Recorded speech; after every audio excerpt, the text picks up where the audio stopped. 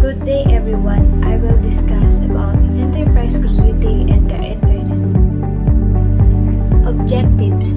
At the end of the lesson, the student should be able to identify enterprise computing, its scheme, and the role of the internet in the supporting organizational functions. Number 2.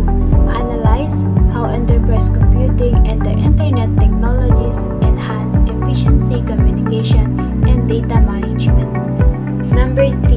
Appreciate the importance of using enterprise systems and internet resources responsibly and ethically in real-world context.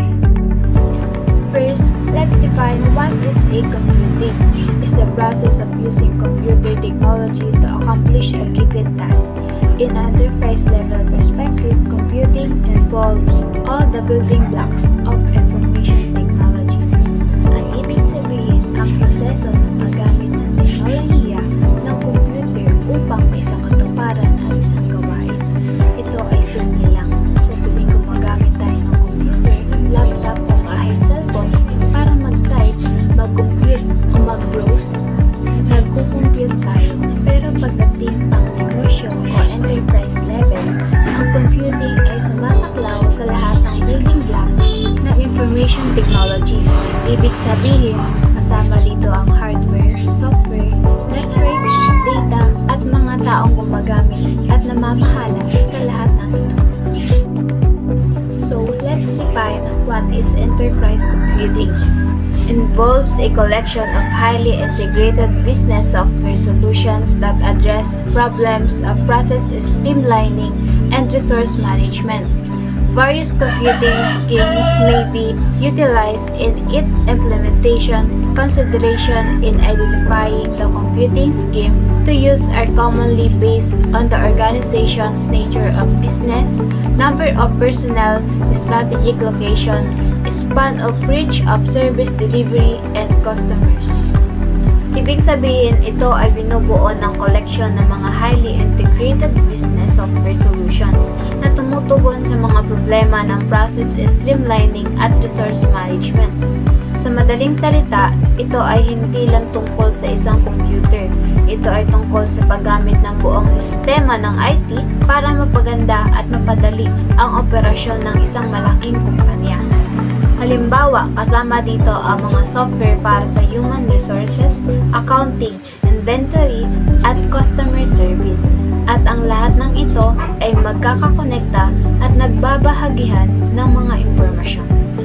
Ang pagpili ng gagamiting sistema ay kadalasang nakabatay sa uri ng negosyo, dami ng tao, lugar ng operasyon, at paraan ng serbisyo.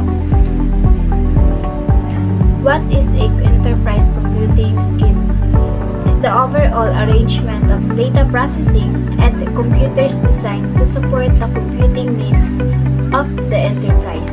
The common enterprise computing scheme are standalone, decentralized, host-centric, and distributed. Standalone computing is a computing scheme where computers independently are used for individual purpose without regard to other users. It does not require a local areas network, LAN, or wide area network, WAN connection. Ang standalone computing ay hindi naka-network at kadalasang ginagamit sa maliliit na negosyo. Next is decentralized computing. It's a computing scheme that is implemented when offline communication is not available. Sa decentralized computing, bawat branch o office ay may sariling processing bago ipadala sa main office. Ano naman ang host-centric computing? It typically in enterprises, especially in banks, which started out with legacy system, commonly mainframe system, which are by now outdated, where the processing logic all controlled by the host computer.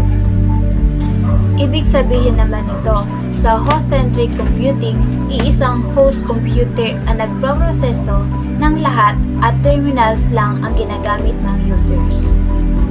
And the last is distributed computing.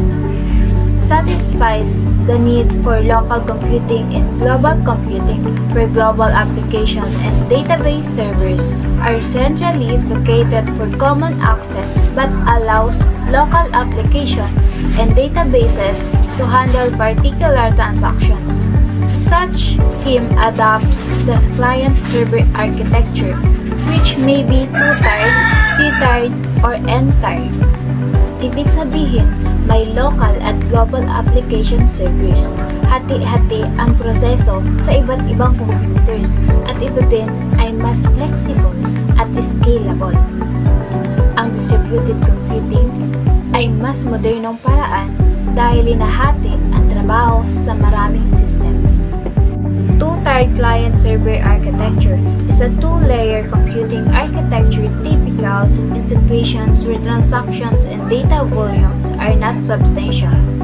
Sa two-tier architecture, simple lang ang daloy ng data, client to server.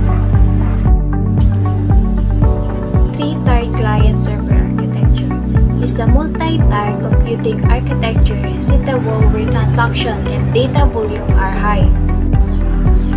Sa modelong ito, malinaw na pinaghihiwalay ang tatlong pangunahing function ng sistema.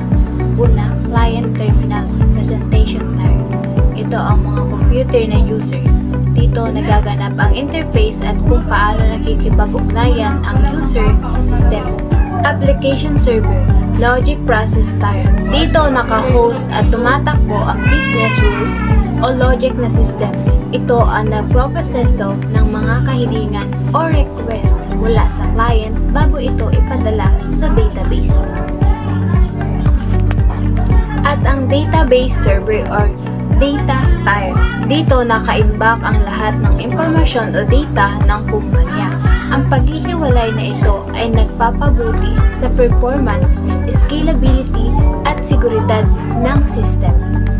N-tier client server architecture is a multi-tier computing architecture which is actually a web-based server architecture utilizing the connectivity power of the internet. Ang n-tiered architecture ay isang mas pinakahusay na bersyon ng multi-tier computing architecture. Ang kaibahan nito ay karaniwang web-based server architecture. Ito ay gumagamit ng connectivity power ng internet. Sa modelong ito, ang N ay tumutukoy sa marami o higit na tatlong tiers. Maaari itong magdagdag ng mga hiwalay na servers para sa iba pang espesyal na gawain tulad ng web server para sa paghawak ng mga koneksyon mula sa internet. Load balancing server para sa pamamahala ng dami ng trapiko at security server para sa specialized security at authentication. Dahil ginagamit nito ang kapangyarihan ng internet, ang n-tiered architecture ay madalas ginagamit sa mga malalaking online application, e-commerce sites at anumang sistema na nangangailangan ng global access